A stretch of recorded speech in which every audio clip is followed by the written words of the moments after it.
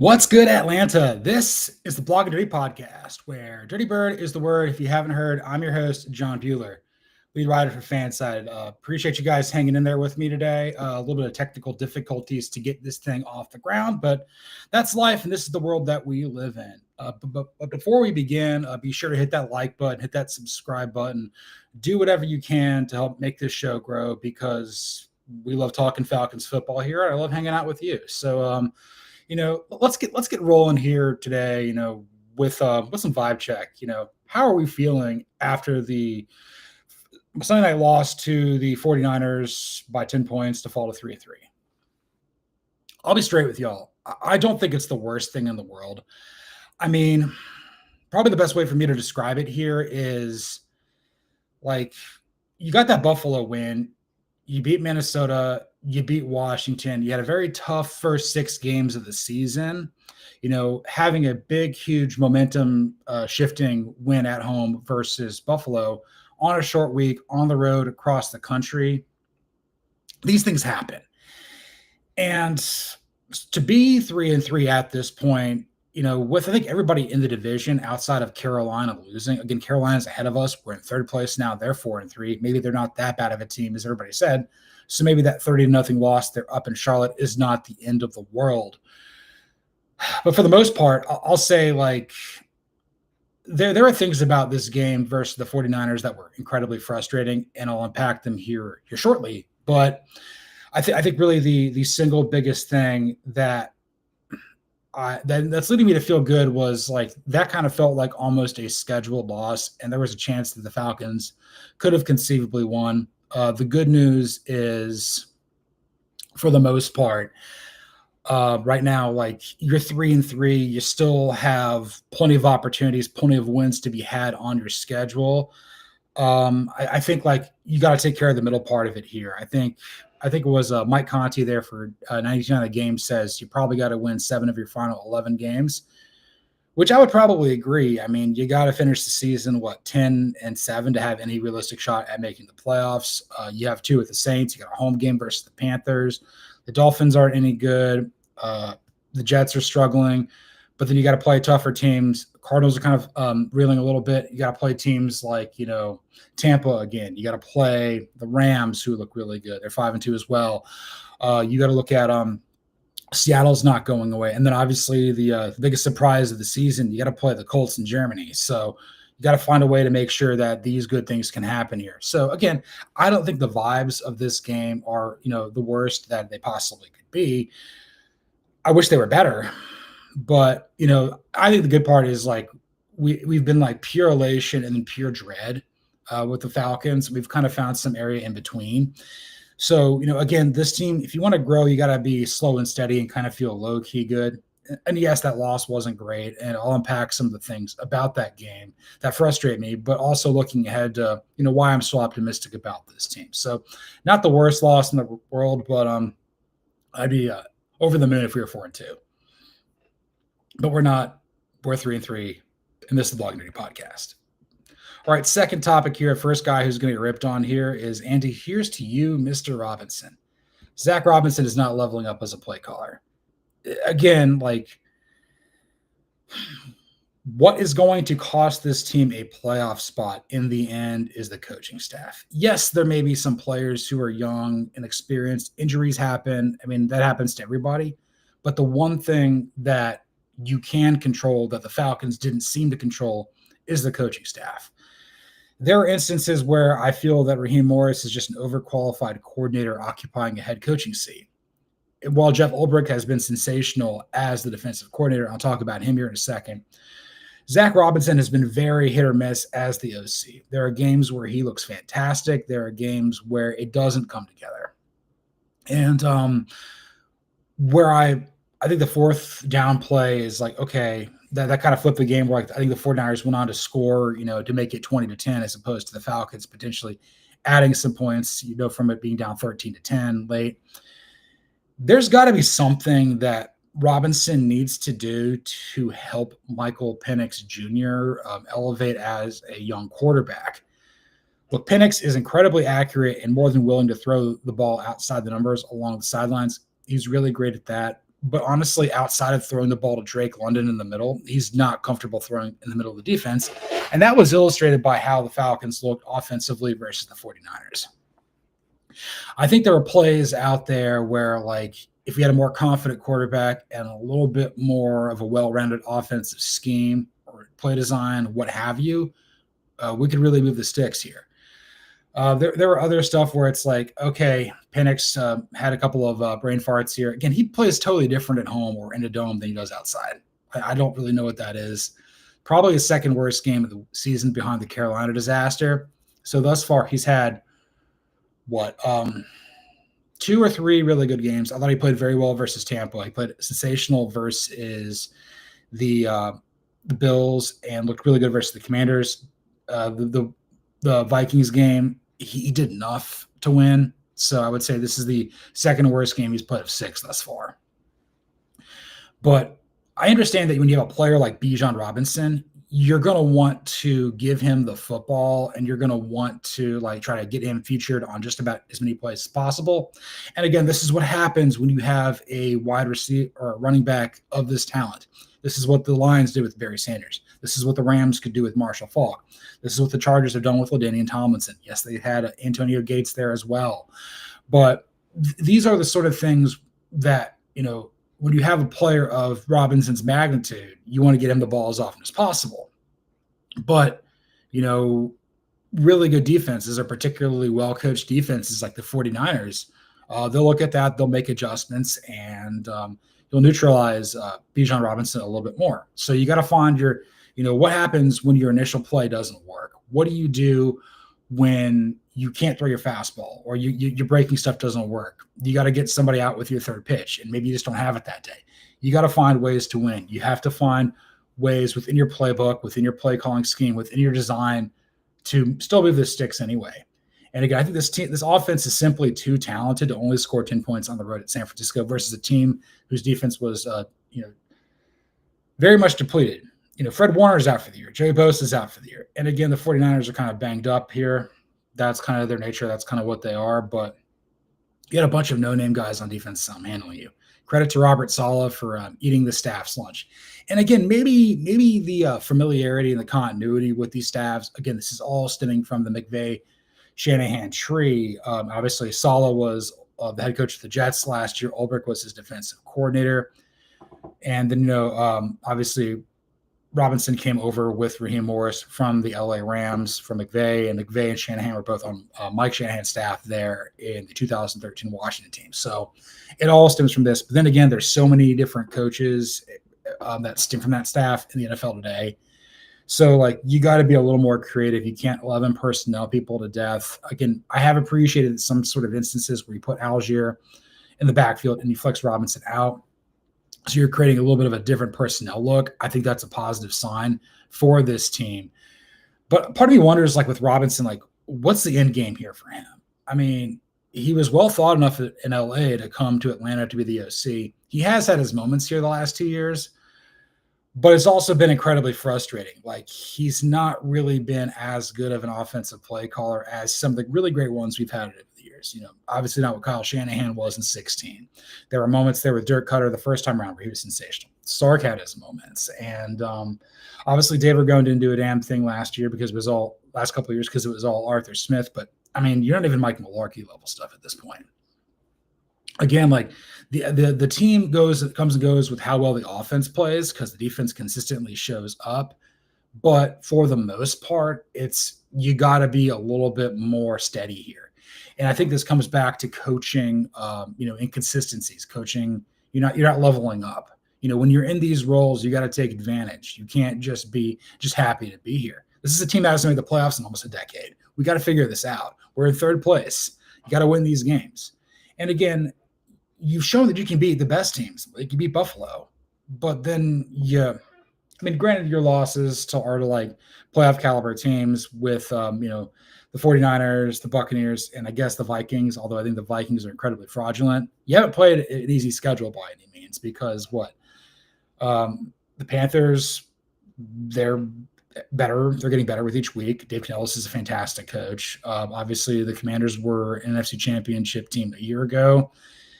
And then, The Bills, same thing in the AFC. So you haven't really played an easy schedule. So maybe the level of competition drops down, but you can't be so passive in these situations. You need to have your coaching staff be a reason that you win, not something that you have to overcome.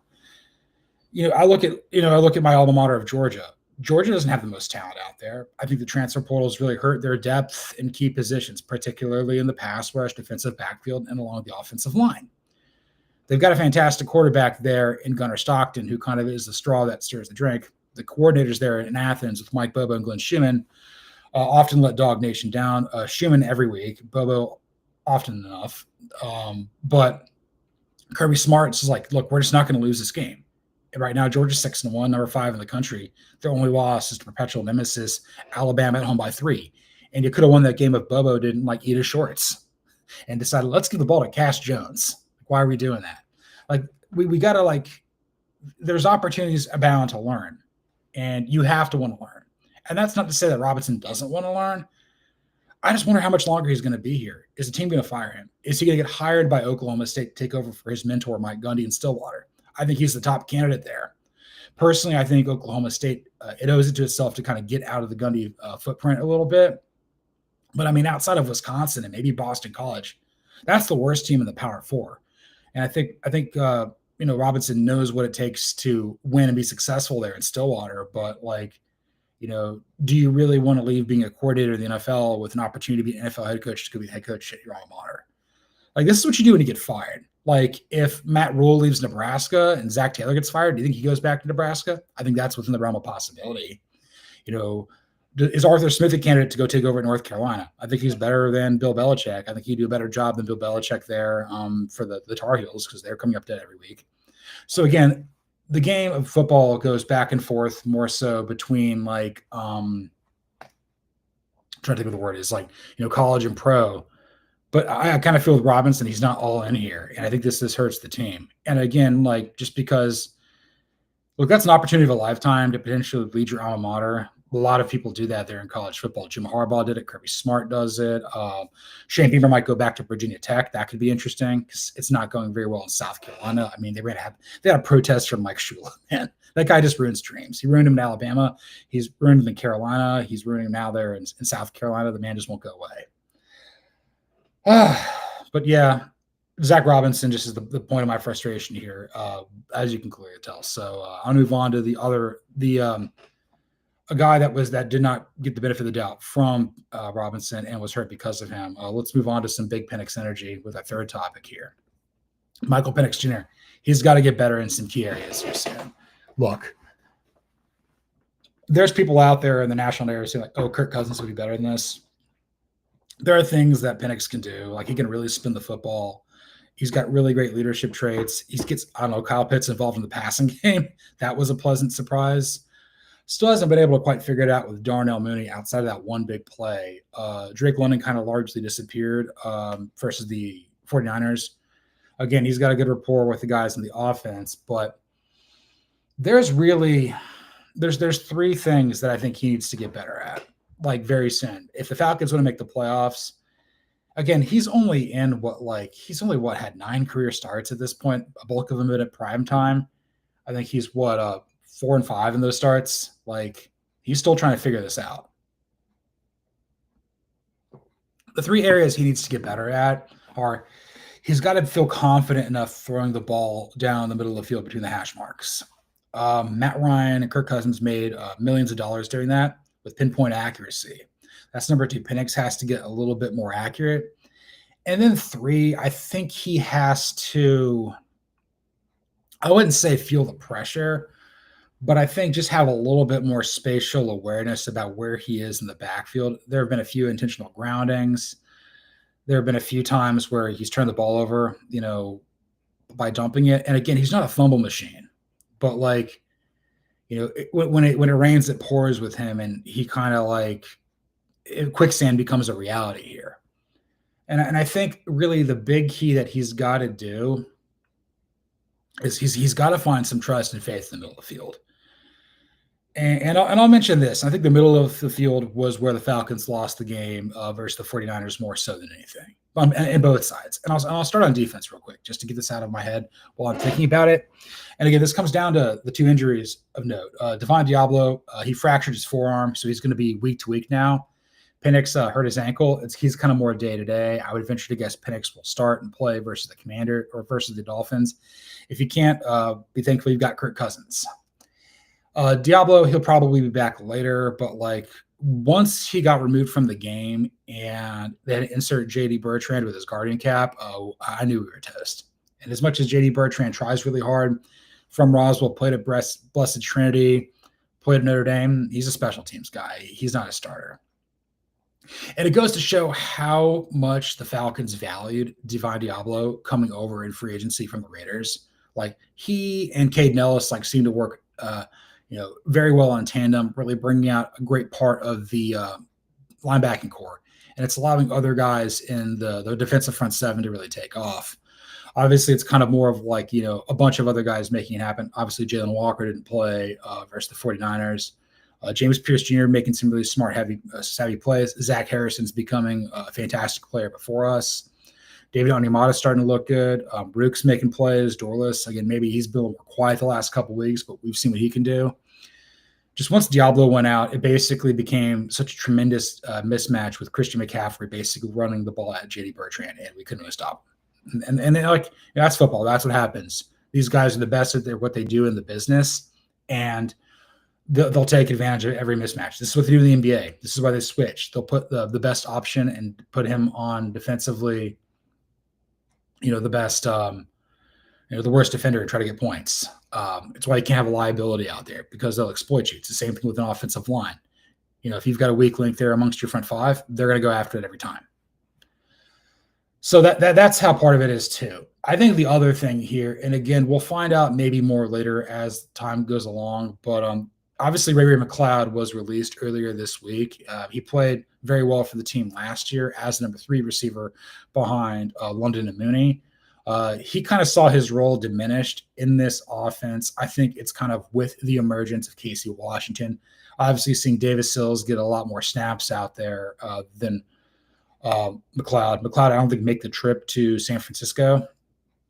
And it seemed as though, I think, with his diminishing snaps, I think he kind of got into it a little bit with Raheem Morris, where he had an excused absence, apparently, for not being with the team on Sunday night. But they quickly released him, and I think it wasn't – trying to think exactly what it is. It wasn't like injury or anything like that. It had nothing to do with Ike Hilliard apparently being let go as the wide receivers coach after the Carolina disaster. But apparently it's like Raheem Morris says, this is between me, Ray, and the organization. So maybe – it kind of came to blows, and it's like, you can get out of town. And at that point, maybe the Falcons go and try to locate a wide receiver. Maybe after this week, maybe you try to get I don't know, that'd be awesome if you get Jalen Waddle. He looks so good in this offense there from the Dolphins. And again, organizations tank, players and coaches don't. If I'm Waddle, I want to get the hell out of Miami because Tua is a disaster. McDaniel's lost the locker room. Chris Greer doesn't know what he's doing, and Stephen Ross is just a terrible owner. The Dolphins, we cannot loosen them, but we're the Falcons, so we might. We'll talk about that here in a little bit here. But I guess when it goes back to Penix, he's got to get better at throwing the ball between the hash marks in the middle of the field. Again, getting a better weapon to do that will help. Seems like Pitts is getting most of his stuff, outside the numbers too. We got to get more open passing lanes there. Penix has to do a better job of, being a little bit more aware in crucial spots, throwing the ball out of bounds for its intentional grounding. You had the 10-second runoff, prevented a potential chip shot for John Parker Remo to potentially tie the game up there towards the half. You got to be smarter about that. And then, I think the other thing he's just got to do a better job of is just be more accurate in general. I think the mechanics of him, from the waist down with the feet, are pretty good. I'm not going to dock him too bad for the inner part of the game. I think he got hurt there in the final 2 drives, took a shot, and obviously he really wasn't able to do much with one of his feet. It's either I don't know which one it was, left or right ankle, but when you've got a foot issue, your job is to throw. You can't really plant, you can't really drive. That may impact your accuracy as well. But I think he just throws it so hard sometimes where like a little bit more touch could work. But again, I think mechanically he's pretty sound above the hips and everything like that. This just comes with more reps and timing and everything like that. He's not doing things out there that are like so incredibly dumb. He's not driving me crazy. I think that like this is again a kind of more of a growing process for him. I just kind of wonder though, with Robinson as his OC, if he's going to plateau a little bit, and that kind of scares me in some capacities. So Penix has to be better. Robinson's got to be a hell of a lot better. But you know what doesn't have to be better? Our defense does not have to be better. Let's move on to some grits blitz. Win or lose, Jeff Ulbrich's defense continues to show up. This is a guy that I think his time in New York did him a world of good in terms of his coaching future. This is a guy that, was like the linebackers coach, kind of behind Morris, behind Quinn here in Atlanta for a while. Again, I think he coached at UCLA a little bit, tried to recruit Roquan Smith to Westwood, but ultimately I think Roquan went to Georgia and the rest is history.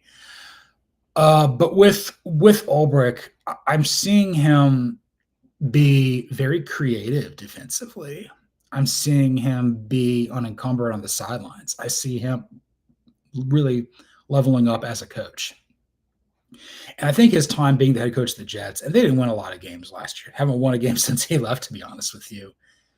But just viewing the game from a different prism and a different role has served him in ways that will make him better. And in turn, for as long as he's here, will make the Falcons better defensively. Because I think more so, it takes pressure off of Raheem Morris in ways to fix the defense. Raheem Morris, that's his side of the ball. He's also coached up. He's more of a defensive back. He coached receivers here in Atlanta before, so he's got a little bit of offensive knowledge. He's kind of more of a CEO type now.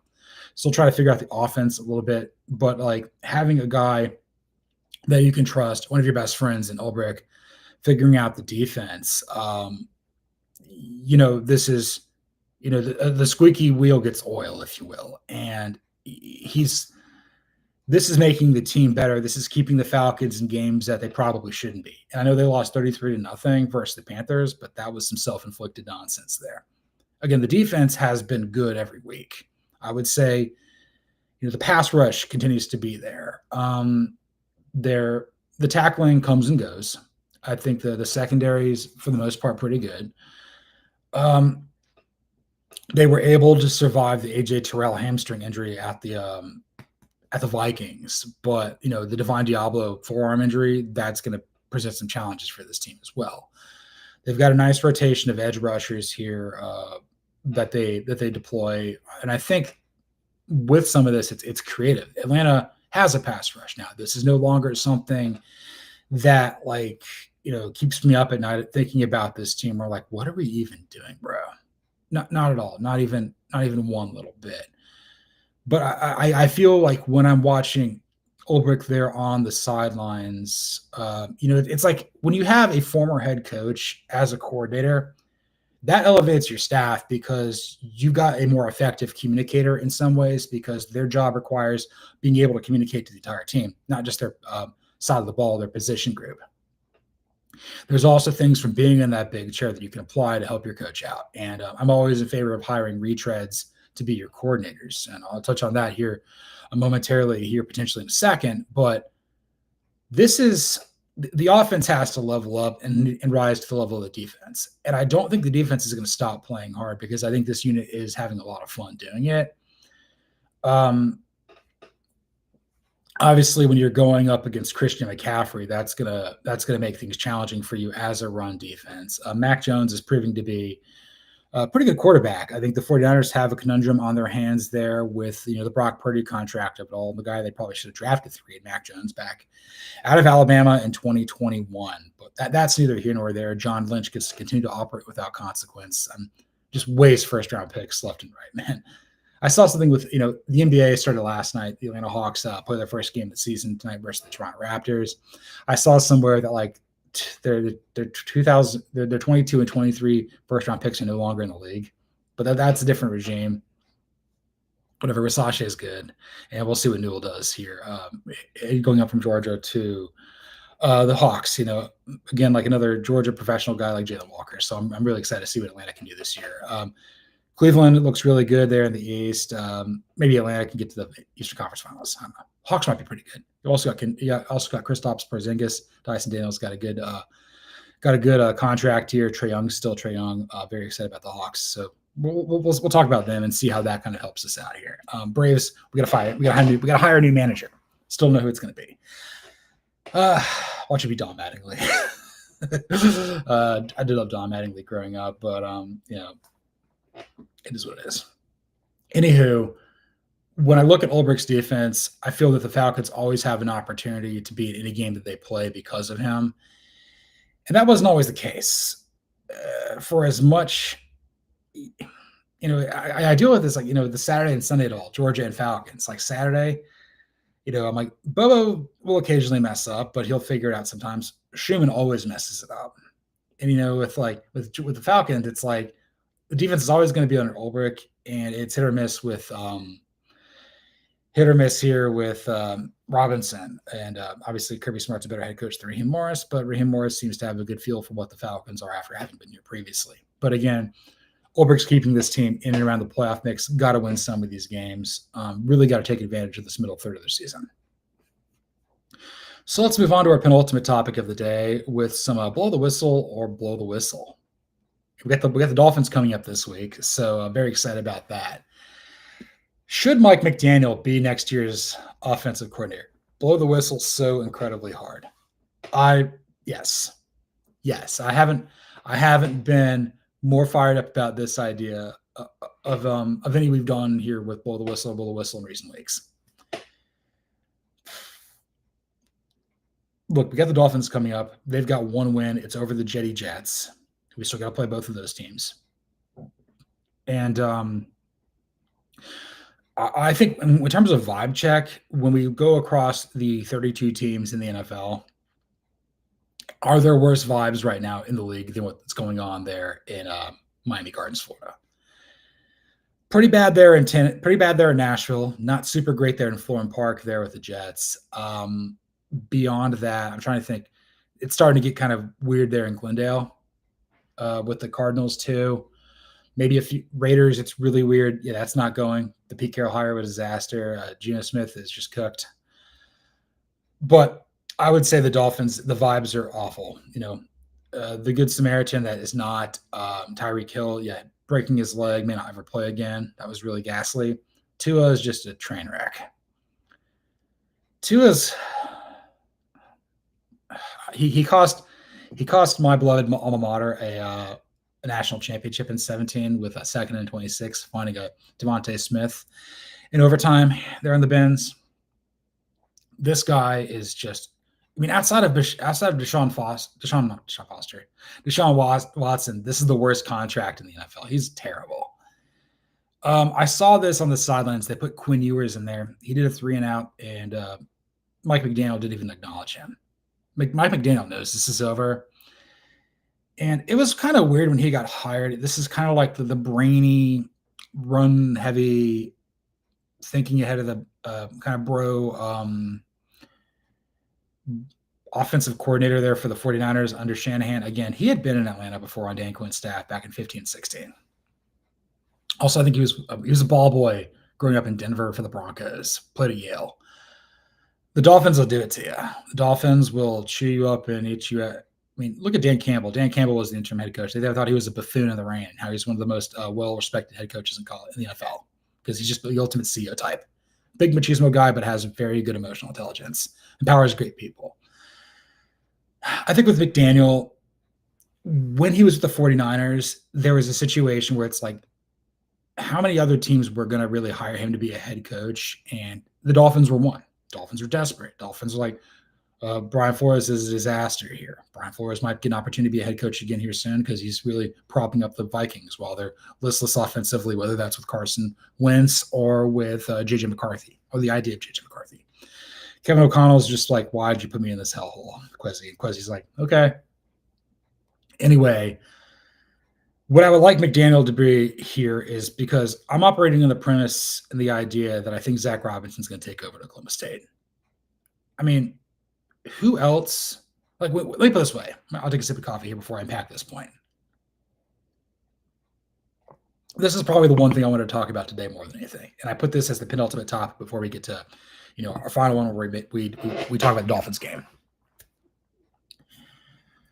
When you've got I don't know if traditional power, but like a really good, really high end NFL or college football program that's really pulled back of late.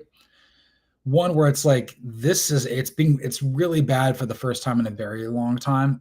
It kind of makes you wonder, like, what went wrong. And I think when you have programs that can be a tad insular, like Oklahoma State and Wisconsin, again, that's the other program I cover for a living predominantly besides Georgia, the Wisconsin Badgers now. Like, Gundy was historic. Gundy was iconic there in Stillwater. He played quarterback there in the 80s. A fantastic passer. He also got to hand the ball off to Thurman Thomas and Barry Sanders. Yeah, that season of Barry Sanders football in 88. Alongside Joe Burrow in 2019 at LSU and Cam Newton in 2010 at Auburn, like the best single season in college football history. They all won the Heisman. Anyway, like, when you have, for lack of a better word, like a college program that's been good for a while, that's pulled back, not everybody's going to want to have that. And, you don't necessarily want to replace the legend. You want to replace the guy who replaced legend. But I was doing some like hot seat watch or potential replacements for Luke Fickell in Wisconsin. I'm like, do they really want to hire one of their own? I mean, they kicked Jim Leonard to the curb. They didn't give him the job. They kicked Paul Chryst to the curb. Do you think Jim Leonard wants to leave the Broncos to come back? Maybe. I mean, when you got alma mater ties, maybe Jason Eck leaves New Mexico to take over at Wisconsin. Maybe Robinson's like, okay, alma mater's calling. I got to go back to Oklahoma State. And if that's the case, I don't think there's a lot of people in Atlanta, Georgia, Flowery Branch, they're going to be sad to see Zac Robinson go. So if he does go, or if he's let go, and I think Mike McDaniel is going to be one of the next head coaches in the NFL fired. It might happen after the Falcons game, potentially. I mean, Brian Callahan's already out. So in Nashville. So we talk about 8 different head coaches potentially being on the hot seat this year. I would say McDaniel's okay. We got Callahan out. I would say McDaniel's right up there as well. Brian Daboll, it's hit or miss here with the Giants. Aaron Glenn won a game, dude. Jonathan Gannett started to turn on him a little bit there in Phoenix. Honestly, the Falcons got to make the playoffs where he might be out potentially. But I think that they'll give him a third year because they gave Arthur Smith a third year. This is better than what Arthur Smith was. But if McDaniel's certainly in that cluster of the next 5 head coaches fired, I would say he's probably in the hottest seat in the NFL right now. If he's out, he may come back here. He's got good memories of being in Atlanta, being on Dan Quinn's staff. Again, he was kind of more of a running backs coach, quality control guy a little bit there early in his coaching career. He's, again, I don't know if he's necessarily served under him, but he's been on the same staff with him and Ulbrich. I think that what he could do, particularly as a play caller in an elevated one, I mean, we'll see even better stuff out of Bijan Robinson. We'll see MVP Bijan Robinson. I think that would basically lean we'll keep Tyler Algier as well, because I think he really loves to run the football. Keep Pitts too. Mooney, you'll continue to build on this offense. I wonder how the offensive line is going to look, but Dwayne Ledford seems to be really solid in his group there. I just kind of think that everything that we wanted and hoped Zac Robinson would be as an OC, you could conceivably get that with Mike McDaniel. And again, you've got another former head coach coming into a position as an overqualified coordinator. When you have a coach like that, and that really helps your team. I mean, look at the Vikings. Brian Flores is overqualified to be doing what he's doing with the Vikings defense. Arthur Smith's figuring it out a little bit more as the OC there in Pittsburgh. Helps having Aaron Rodgers, but I mean, he has options too. He could stay there. He could potentially take over at Tennessee. I mean, he could even go back to alma mater at North Carolina. Again, having options is good. McDaniel, I don't think is going to be a head coach next cycle anyway. So who's going to hire him? The Jets are going to hire him? Are you kidding me? No. I think you look at somebody from the McVay-Shanahan tree, that would make a lot of sense. And I mean, okay, do you go back to San Francisco? Potentially. Do you go to LA? Potentially. I think there's a fit there in Atlanta. And I think that He's also got ties here. He knows the area. He knows what winning here looks like. If and when Robinson does leave, I think McDaniel's the first guy you call.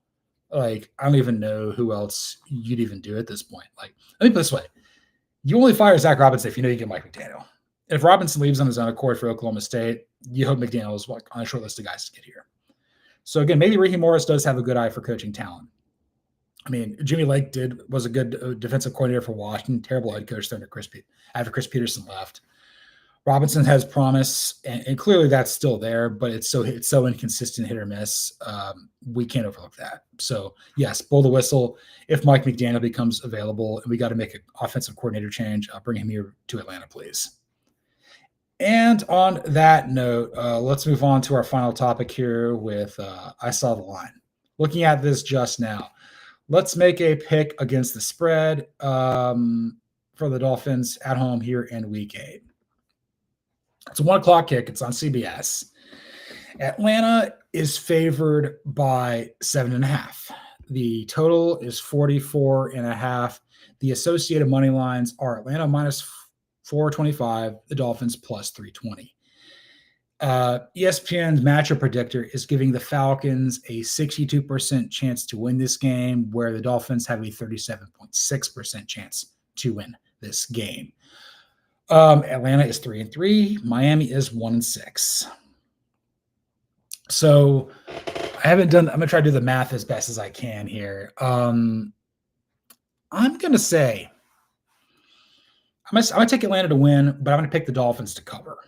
I think if it was 6.5, I might lean the Falcons to win and cover, but 7.5, I think that the final score is going to be decided by a touchdown.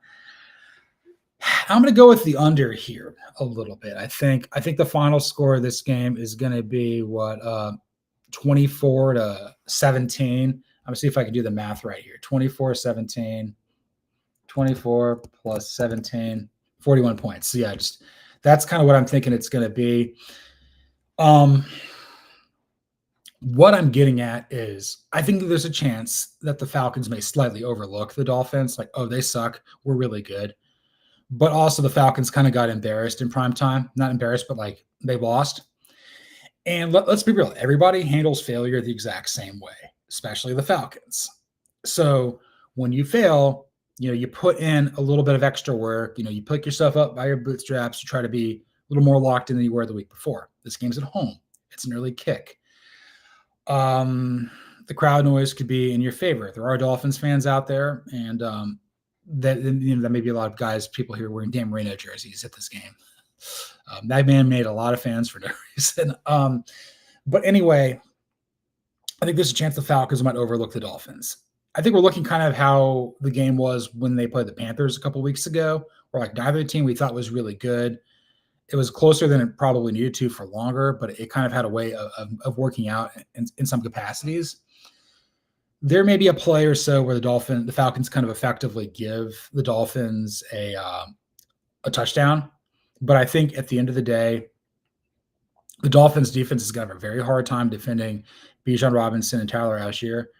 More importantly, I think this is an opportunity for Penix to really rebound. I think that we get either between Drake London, Kyle Pitts, or Darnell Mooney, one of them is going to take off, and it's going to work. And let's be real, even if Cousins plays, maybe that opens up the line a little bit there too. But I think there's opportunities to be had for Atlanta to get in the end zone 3 times in a Parker Roma field goal, whereas I think the Falcons basically give the Dolphins one touchdown. They score one of their own, and they kick a field goal.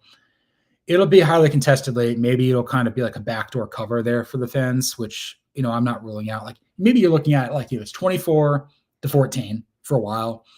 The Dolphins do like 2 possessions. They get in there. The Falcons kind of do some prevent defense to kick a field goal. They try it onside. They don't get it. I think of it exactly kind of how it would happen with the Commanders. That's how I'm seeing it here.